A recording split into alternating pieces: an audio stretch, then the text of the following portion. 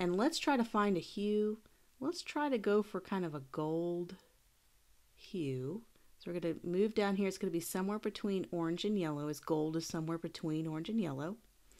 And we're going to add a little bit of darkness to it, but a little bit of gray. That's kind of how you find gold. So right about here. So you notice it's got a little gray, little white, little black. So it's got a little tone, tint, shade all in there. So it's kind of got this richness to it. It's got, if you look at the CMYK here, you can see it's got a little bit of everything. It's kind of got a nice equal ink. So that's how you kind of get those more neutral colors, is there's not one color that's dominant over the other. They kind of all have a little bit of the different inks. So let's go ahead and click OK. That's a nice gold color that we picked right away. And let's build everything off of this. So what we can do, let's do what we did before. Add a little lightness. Just adding different, let's do an off-white. This can go a little darker, so let's get our base hue, and let's go a little darker. So what we want to do is we want to find a really good pairing color. So what about, we have a warm color already. What if we paired it with a cooler color? What if we kind of got a blue, but let's do the same thing we did with the gold and add a little bit of gray, a little bit of white, so we're kind of staying in the center here, just like we did before. So both colors will have a similar profile where they have a little gray, white, and black. So let's click on OK. So we have this nice kind of royal purple color, and we can do different various shades of this and tints. And like before, we don't have to use all of these in our main color palette. It's great to have secondary colors and options and off-whites that we can use.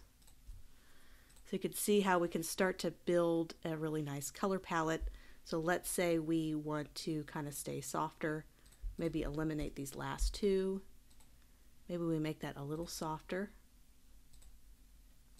but still darker. There we go. So now we kind of have this nice softer color palette. And what's great about Adobe Illustrator, and you'll learn a lot about this when we focus on software, is I'm going to select this whole bottom row. And let's say I'm not very happy with purple and gold. Let's say I want to do gray. I can go up to Edit, Edit Colors, and I'm just going to convert to grayscale. And then now we have kind of a grayscale with the gold. Or you can go select all of these, Object, or Edit, Edit Colors, and we're going to go to Adjust Color Balance and click on Preview. And you can kind of try out some different colors just to kind of see what could go really well.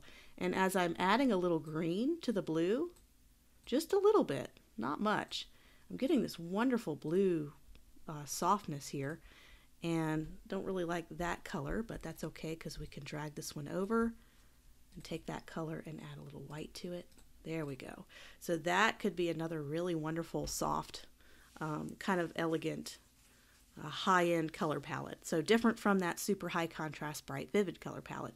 And you can repeat this over and over. So we have kind of these two base hues. We can continue and do a couple other ones as well and find out, okay, we have gold, we have this blue. We can double click here and find out what would go really well with here. I mean, obviously pink would probably not be a good pairing with that. But we have kind of some warm tones, soft tones, and kind of this blue. You know, it'd be nice to get something really neutral in there.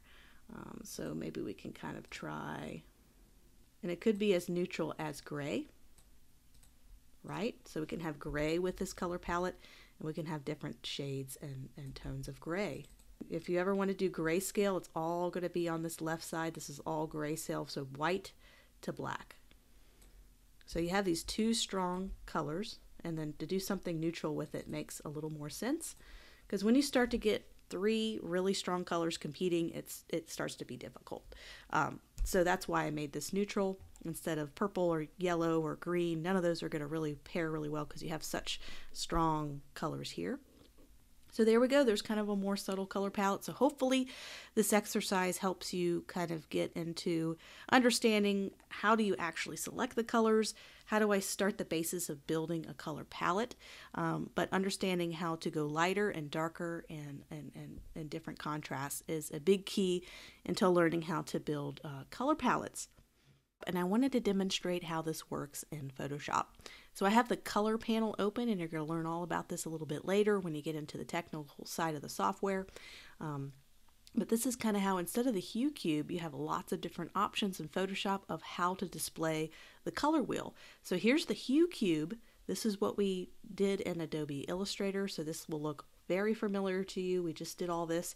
But you can also go down to the classic color wheel, and they just recently revamped this. Adobe has changed this in the last couple years, and now you have this triangle. So same thing with the hue cube. We're adding white, tint, shade, black, pure hue to the right, and then you can change your hue by going around the color wheel. So this is just a really nice, handy color picker. You're going to also see this in Affinity Designer and Affinity Photo. They have a very similar triangle color wheel selection. Of course, there's grayscale slider. We can pick a color and do the grayscale. There's a lot of different options here to explore, but I mostly use the hue cube and the color wheel. Those are going to be the two that we're going to use the most in graphic design and in design projects. But I wanted to show you that as an option. You can always change that in Adobe Photoshop or Affinity Designer or Affinity Photo.